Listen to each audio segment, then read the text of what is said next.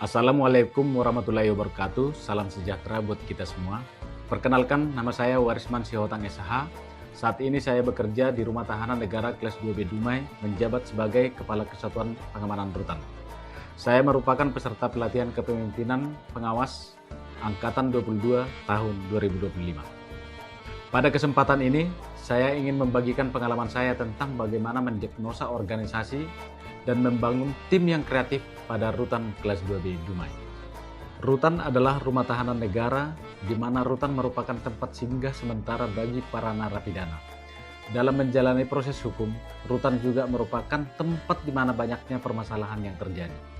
Dalam sesi pelatihan yang saya ikuti saat ini, saya dapat memahami bagaimana cara saya mendiagnosa organisasi yang ada di dalam rutan, sehingga dapat menciptakan lingkungan rutan yang lebih aman, tertib, dan humanis.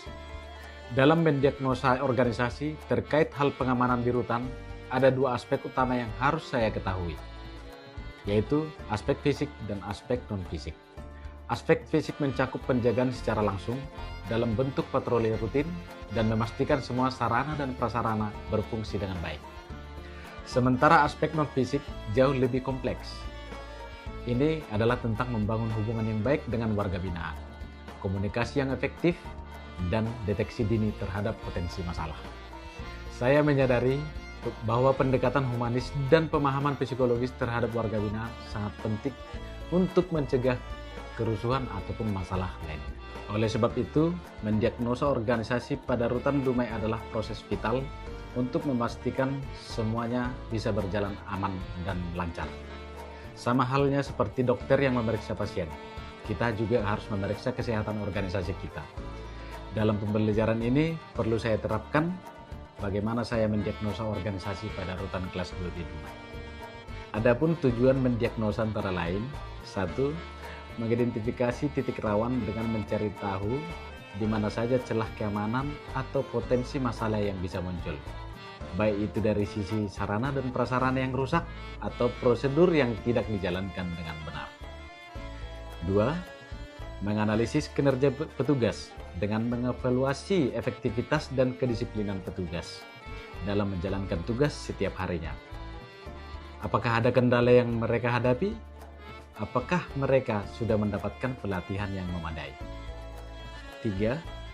Memahami dinamika warga binaan dengan menganalisis kondisi sosial pada Rutan Dumai, seperti tingkat stres, konflik antar penghuni, dan potensi munculnya provokator. Mendiagnosa organisasi adalah proses sistematis untuk mengumpulkan dan menganalisis data tentang fungsi dan kesehatan suatu organisasi. Tujuannya adalah untuk mengidentifikasi masalah, kelemahan, atau area yang berpotensi ditingkatkan agar kinerja organisasi menjadi lebih efektif dan efisien. Selain itu juga, setelah melakukan diagnosa terhadap organisasi, saya juga menerapkan bagaimana membangun tim yang kreatif pada Rutan Kelas 2B Dumai. Hal tersebut sangat penting agar seluruh sistem dapat bekerja secara efektif.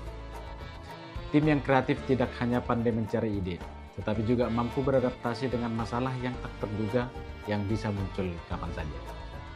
Ada beberapa hal yang saya lakukan dalam membangun tim yang kreatif.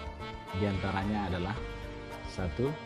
Menciptakan lingkungan yang aman secara psikologis, yang dimana saya menyadari bahwa kreativitas tidak akan muncul di lingkungan yang penuh ketakutan.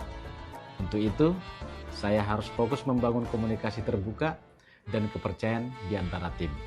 Saya akan mendorong setiap anggota untuk menyampaikan ide tanpa takut dihakimi.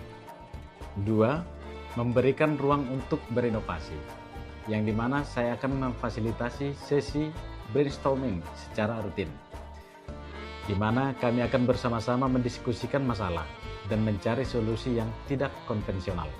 Saya juga akan memberikan apresiasi atas setiap ide yang baru muncul. Sekecil apapun itu adalah untuk memotivasi anggota dan tim. 3. Meningkatkan keterampilan dan pengetahuan. Saya yakin pengetahuan adalah kunci kreativitas. Oleh karena itu, saya berencana untuk mengadakan pelatihan atau workshop yang relevan, seperti manajemen konflik atau teknik pengawasan. Ini akan memperluas wawasan tim dan memicu ide-ide yang segar. Saya sangat bersyukur atas kesempatan untuk mengikuti pelatihan ini, dan saya juga mengucapkan terima kasih kepada para narasumber dan mentor yang telah berbagi ilmu serta pengalaman berharga. Setiap sesi telah memberikan wawasan yang mendalam dan memotivasi saya untuk menjadi pemimpin yang lebih baik. Ilmu ini akan menjadi panduan saya untuk menjalankan tugas sehari-hari. Demikian yang bisa saya sampaikan, lebih dan kurangnya saya ucapkan terima kasih. Assalamualaikum warahmatullahi wabarakatuh.